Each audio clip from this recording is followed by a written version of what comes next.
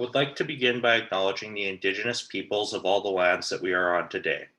While we meet today on a virtual platform, I would like to take a moment to acknowledge the importance of the lands which we each call home. We do this to reaffirm our status as treaty people, acknowledge the shared history of Indigenous and settler people, and begin the process of building healthy relationships between nations. Hello, my name is Josh Cates, and today I'm going to be presenting on COVID-19 as it relates to the early works of David Cronenberg. Now, this is a paper that has been through a number of revisions, but as it currently stands, the focus of this paper is on the fears evoked by Cronenbergian diseases and the degree to which they tap into contemporary anxieties as witnessed during the coronavirus pandemic. Specifically, I will be arguing that the fears elicited by Cronenberg's early films are the same as those elicited by COVID-19. In line with this, I will also speak to the fact that the fears which are experienced when one is confronted with disease are universal regardless of the time. Before I can do any of this, however, it is first important that I discuss fear as it relates to the horror genre. Horror as a genre is known for its ability to evoke terror. Try to think of the last time you felt really uncomfortable while watching a movie. Chances are that movie was a horror film. In my case, it was the Iranian film A Girl Walks Home Alone at Night, a film which I viewed in September of 2020. Needless to say, not a lot really gets to me. But what makes us feel real fear? And I don't mean that jump out of your seat kind of fear evoked by demons suddenly appearing out of nowhere. What I'm talking about is that deep-seated, can't get it out of your head, even after the movie is done kind of fear. That type of fear you cling on to, and which makes you question those facts that you once believed to be true. Historically, certain horror films and subgenres have managed to evoke such strong reactions. In large part, this is because they managed to tap into those societal fears and anxieties which are prevalent within a given cultural zeitgeist. For example, it can be argued that 2017's Get Out, which was lauded for its critical approach to race and racism, was so successful precisely because it was released in a time of increased racial tension. Similarly, Dracula, which was originally printed in 1897, has been praised for, as one scholar puts it, catching the cultural zeitgeist through its depiction of themes related to sexually transmitted infections. That is, sex, sexuality, and homoeroticism. To this extent, it would thus appear that those horror films which resonate the most with audiences are those films which are culturally salient at the time of their release.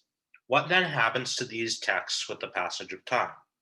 That is to say, do they manage to instill the same degree and type of fear years after they were initially released? For an example, one can look at the apocalyptic nuclear horror films of the 1950s. Titles like Invasion of the Body Snatchers, It Came from Outer Space, and Creature from the Black Lagoon come to mind. Arriving in the wake of World War II and the dropping of the first atomic bomb, these films tapped into real anxieties of the time. However, what made these films so resonant at that time is no longer a modern concern to the same degree. To this extent, such films are now viewed as nothing more than B-rate monster movies. This is not to say that these films will never again be viewed as culturally salient. Rather, they have, for the time being, waned out of public consciousness. The opposite can also be said to be true, as some movies only gain salience in the years after their release. Again, this is a result of cultural shifts with regard to values and fears. This brings me to what I would like to talk about today. That is, recent events, namely the COVID-19 pandemic, have come to redefine what we consider scary. Indeed, we have seen a rise in pandemic or infectious horror films over the last year and a half. Take, for example, the film Contagion. While this 2011 disease-based horror film was ranked Warner Brothers' 270th most viewed film of 2019, it had skyrocketed to their second most viewed film on streaming services of 2020 through March 6th of that year. In a similar vein, COVID-19 has also inspired various coronavirus-based horror films, including the critically panned Corona Zombies. Taken together, it would thus appear that horror in the early 2020s may well come to be demarcated by a rise or resurgence in pandemic fiction. Accordingly, one film director who it may be prudent to revisit at this time is David Cronenberg.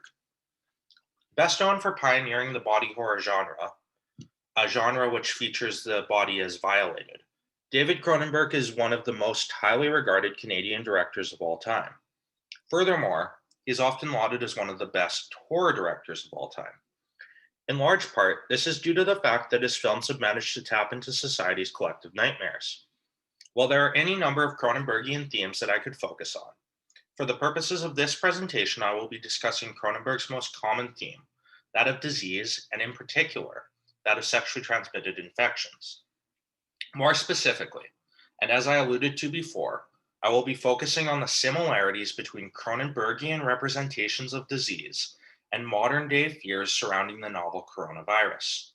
In each section, I will briefly outline the fear or theme, highlighting how it is used in Cronenberg's various films. Worth noting, my analysis of Cronenberg's films is based off of multiple close viewings of each film. Moreover, I should also note that while there are multiple Cronenberg films, which are relevant to each film, in each section I will only be focusing on those films which are the most indicative of the given fear that I'm talking about. Then, I will describe how that fear is manifested in the time of COVID. For the purposes of this presentation, the various fears or themes will be presented in no particular order. The first fear or theme, which I would like to talk about, is perhaps the most common disease theme to appear in Cronenberg's entire corpus of work, that of medical technologies gone wrong. While there are any number of examples of this in Cronenberg's texts, I will focus on only one such instance here, that of Rabid. Released in 1977, Rabid tells the story of one Rose, played by then porn star Marilyn Chambers, who undergoes an experimental life-saving plastic surgery following a motorcycle accident. Unfortunately, this procedure results in her developing a phallic-like stinger, which emerges from a vaginal-looking slit in her armpit. She proceeds to use this stinger to drink the blood of and infect her victims. These infected victims, in turn, become rabid zombies who terrorize the city, thus the name of the film. While this example may seem a little far-fetched upon an initial glance, further digging reveals that it actually taps into one of the same fears that is prevalent today in the time of COVID, that of medical mistrust.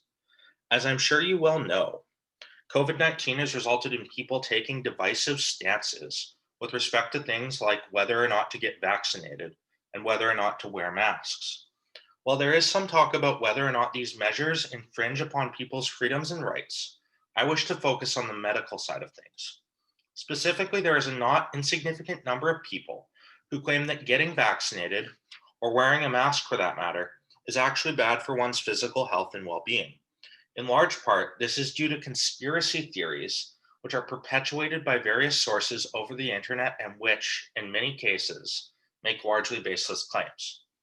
For example, there is currently concern among some that the rapid speed with which the various vaccines were developed means that they will not be effective and that they might have negative long-term consequences if used. To this extent, there are a great many people who are reluctant to trust medical authorities regarding the novel coronavirus pandemic. While Rabid does not necessarily focus on the same debates, it does depict a world in which we perhaps ought not to trust medical authorities who think they know best. Indeed, the fact that Dr. Kelloyd's treatment results in a plague of sorts and subsequent pandemonium is evidence of the potential ramifications of medical mistakes, and accordingly, provides justification, in the world of Rabid, to not trust medical professionals. Again, this situation does not necessarily mirror that of COVID-19 pandemic. Rather, Rabid depicts a world in which we have proof that we cannot trust medical authorities, whereas the real world is one in which many people are hesitant to place their faith in such persons. The next theme that I would like to talk about concerns one of humanity's most primal anxieties, the fear of the other. Again, while there are any number of Cronenberg films that I could focus on for this section, I'm going to limit myself to just one for the sake of time. In this case, I think Scanners will suffice. For those who don't know, Scanners focuses on a group of people known as scanners who have the ability to telepathically scan others. Essentially, this enables them to share in others' thoughts and even to commit violent acts against others. One notable sequence, for instance, is known as the exploding head scene. So I'm sure you can guess the type of things that these scanners are capable of doing. However, on account of their unique abilities, scanners are also seen as abnormal. I have a couple of direct quotes from the movie that I would like to share with you, which I think would help to elucidate my point. Specifically, scanners are referred to as pathetic misfits and as freaks of nature. While scanners are not real, the discrimination which they face is entirely grounded in reality. Looking at COVID-19, we see that members of the Asian community have been derogated on account of the fact that the virus originated in China. Indeed, some have even gone as far as to call COVID-19 the China virus, a highly problematic and racist comment. Where scanners differ from those discriminated against in the time of COVID is that scanning is not communicable. And yet, the sheer panic which the other tends to inspire in a time of pandemonium is notable in both cases. Another fear, which seems to be prevalent these days, is the fear of societal loss of control, or over policing, if you will. As has already been mentioned, many were livid when governments began putting mandatory mask requirements into place. The same went for social distancing orders. Indeed, falling in line with this, there is currently a debate in some locations over whether or not vaccination should be made mandatory for all citizens, evidencing just how upset people have been over these and other pandemic related regulations. There have been a number of anti mask rallies in various locations, including but not limited to Saskatoon, the city in which the University of Saskatchewan is located. To this extent, it would appear that a substantial proportion of regular, everyday people are concerned that Western nations will come to be governed as police states. While the exact specifics of societal regulation do differ to some degree between the COVID-19 pandemic and Cronenberg's fictional diseases, there are specific Cronenbergian texts which do highlight the same key anxieties, albeit in a more exaggerated form. One such example is again Rabid. In Rabid, the zombie-like virus spreads rapidly throughout Montreal. In order to quell its spread, the government puts martial law into place, something not seen in this country since the War Measures Act was put in place during the FLQ crisis of the 1970s. As a result of this, infected persons, or those who are thought to be infected, are summarily killed by military troops. On the one hand, Rabid is simply a movie, and movies, after all, are not reflective of real life. On the other hand, however, such measures are reminiscent of actual protocols that were put into place in various nations in the past. To this extent, it would thus appear that the world depicted in Rabid presents a potential future that could result from those more minor COVID guidelines which we are currently experiencing. The final fear that I wish to talk about was described rather succinctly in one research paper as the fear for or of the body. On the one hand, we are concerned with our own survival, and we, accordingly, fear that the body may become sick and compromised when faced with a virus like COVID. This reflects fear for the body. On the other hand, however, we tend to be anxious about the body's potential to succumb to the coronavirus and thereby betray us. These body betrayals, as the authors of this particular paper call them, are intimately connected to the notion of fear of the body.